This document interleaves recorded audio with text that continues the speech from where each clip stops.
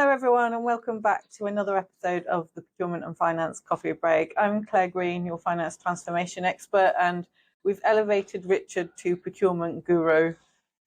Procurement guru is a big promotion. However, I've been sacked for my other role, which is recording things. So we actually did a first attempt of today's topic and recorded it yesterday. I failed to notice that I had 100 gigabyte of Procurement and Finance Coffee Break recordings on my phone, and therefore we only got the first half of the interview. So I've had to eat humble pie. So procurement guru, tech novice. Yeah. So sense of deja vu today. Yes. While I asked Richard. At least I've had a rehearsal. Yes. I asked Richard about best practices around supplier relationship management, which isn't really my bag, but I know you know a lot about it. So Richard, to kick things off, could you share with our viewers why effective supplier relationship management is so important to businesses? Innovation. In a word, innovation. You know, the way that we create value in our organizations is, of course, it's in the sort of the products or the services that we provide to customers, but actually that value is going to be enhanced by the innovation that we get from great relationships with suppliers. And of course, there's a bunch of other things like risk mitigation and, cost reduction, but actually the capital block letters that I would use for why do you do SRM? It's innovation. It's driving value. Great point, Richard. So let's talk about some practical strategies. Now, let's say, post-COVID, especially, finance and procurement teams have realised that their supply chain perhaps wasn't as resilient as they thought it was. How can finance and procurement teams work together to implement and improve supplier relationships, and how should they go about doing it? It's an interesting point because we're going to talk about business continuity in a future coffee break, and as you say, the pandemic revealed all of that. But actually, why do we do SRM and how to go about it? I've been in plenty of places, and I suspect many of our viewers will be familiar with it, where SRM consists of a great big Excel worksheet with traffic lights relating to quality, cost, and delivery, which is reported a month or 2 months in arrears as a quarterly process, and that's SRM. And the way that the suppliers got on there is there'd been some kind of triage process that says, these are the ones that we spend the most on, or these are the ones that we consider the most important to our business. And that's it. That's not SRM, right? That's just filling out historical Excel sheets. If SRM is about innovation, then the process we should be adopting is the triage is around ability and importance of that supplier to deliver value or to create value or to destroy value if it goes wrong for our business. So we should be taking a look and saying, right, which suppliers do we need to really have great relationships? So that's how we triage. The second part is, how do we go about it? It's not Excel. It's about having a relationship. It's, where do you meet them? Do you get them in? Do you get them together? I recommend you do. If all of your suppliers are invited to, an open forum, and a good friend of mine, Bo Dungle, Danske Bank, has really led the way on real open trust based, and that's a key word. If you really want to have supplier relationship management, the keys in the word relationship, best relationships, great comms, but trust. And your suppliers have got to know that when they are being open with you, it's not something that you're going to exploit.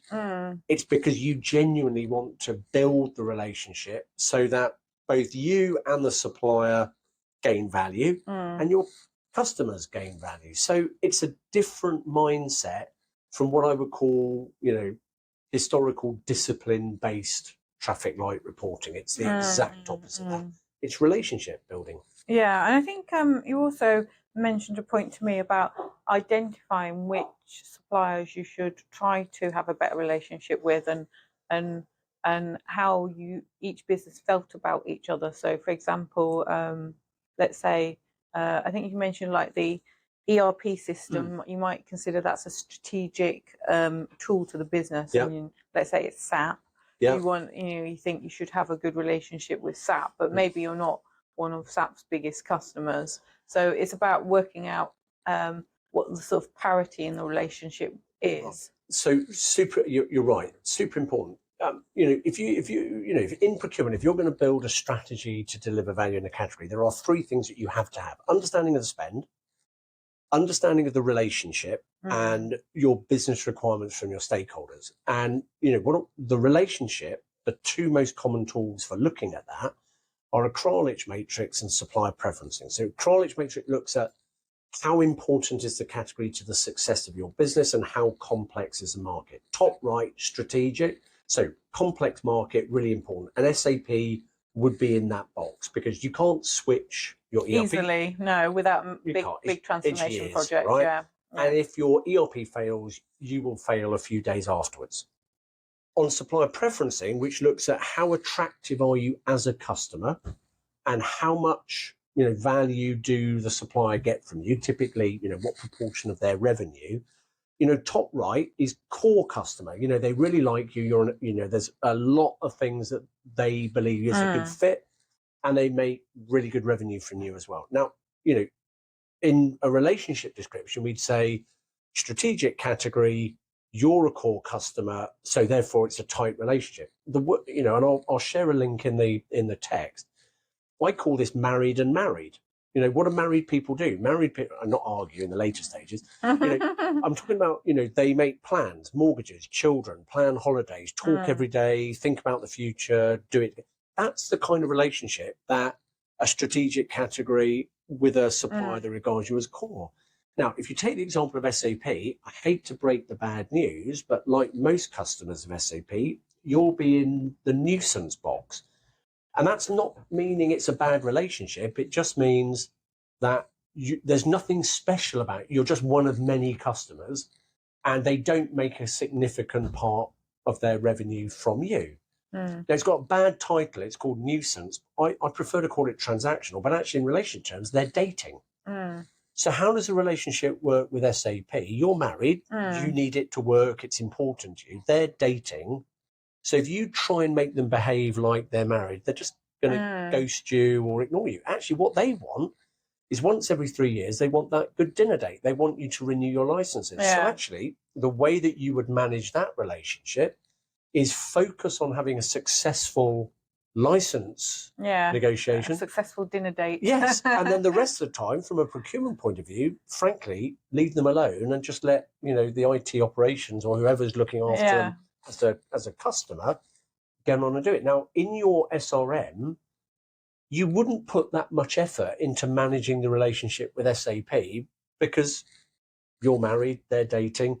It's an operational thing. But if you're doing research and development and you've got a tiny company to whom you are a core customer, so you're a massive part of their revenue, and you are really important to them, they're also married. Now, that's a situation, married, where your SRM triage should say you're one of the companies that we should be driving innovation with. Yeah. So it's a different approach. It's saying, look at the relationship, triage on the basis of the relationship's ability to create value. Yeah.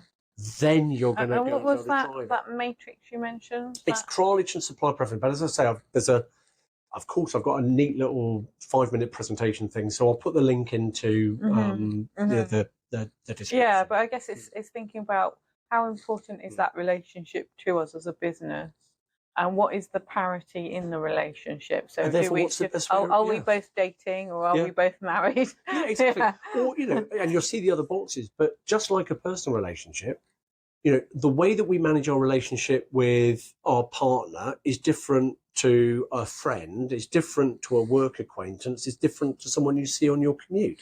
It's exactly the same with suppliers. We focus our effort on the relationships which are the most important to us. And in business language, that is those suppliers that have the biggest potential to contribute or negatively destroy value that's where innovation's important, and that's where you should be focusing your relationship management on getting that out. Okay, so some great insights there to sort of think about how you analyze your supplier base. Okay, let's discuss technology. Yeah. Right. Not Excel. But also, it's not all singing or dancing portals as well. And technology's got a great opportunity. The normal kind of collaborative tools that we might use in our business, Slack, Monday.com, Teams, whatever it is, you exploit collaboration technologies to build the relationship, not reporting technologies. And the reason I say portals are because, most large organizations have some kind of supplier portal because you're trying to realize the efficiency of supplier due diligence and sign up. So typically a new supplier will get us log into your business's supplier portal. They will go through the process of uploading credentials, documents, bank details, all of that stuff, right? And that's great. Unless, like we just talked about, your supplier is a startup in your R&D space where they can't actually answer half the questions because they haven't even got their first year's accounts. Supplier portals can be a bit rough on startups because they haven't got the history to provide. And then another area that I see from a finance point of view is sort of standardized payment terms where you say, you want to work with us, we'll pay you after 40 days or something like that. Or 90 days. They expect a startup to cope. I mean, it's just never going to happen. They're dead. So the key message is tech-like portals is great for driving efficiency with established business, but it's not. It can be a barrier to managing a relationship with suppliers that aren't mature enough for that portal. And by the way, it's not just immature, startup businesses. It's also, we talked about diversity before, but lots of suppliers that you're engaging with because they are social enterprises, they don't also have. They might not even understand what you're asking them to provide. So you've got to make sure that in that triage, you're adopting a flexible approach to bring them into your network that is just as flexible for companies that can't tick all the boxes as it is for the big players for whom signing up to a portal is easy. So really not Excel, not reporting software, collaboration software, and think about your sign-up process to make sure that it is truly open to all suppliers, particularly those that are new, small, or social enterprises that don't have that kind of corporate background. Yeah. So some great insights there. So to wrap up, if you could sort of summarize what we've said today in a few bullet points, what do you think are the most key takeaways when thinking about supplier relationship management? Right. Triage on the basis of value, focus on a culture of trust to drive shared innovation that delivers value to both. Think about the way that you enable suppliers of all different shapes and sizes to be able to supply you. So don't put a big ERP portal barrier in front of them. Get them in the right way. And once you've got them in and you've triaged them and you've identified the ones that can focus, that can truly contribute to value, treat it like a personal relationship and invest in it in open discussions, supplier days, invite them to you, go to them. And you know what? The dividends are fantastic. Okay, that's great. Well, that's a wrap for today's Procurement and Finance Coffee Break. If this recording hasn't worked, I'm dead. Yes, you're really sacked from your one job, which is to press record. Your button. Yes, right. Okay, on that note, see you next time. Bye-bye. Bye. Bye-bye.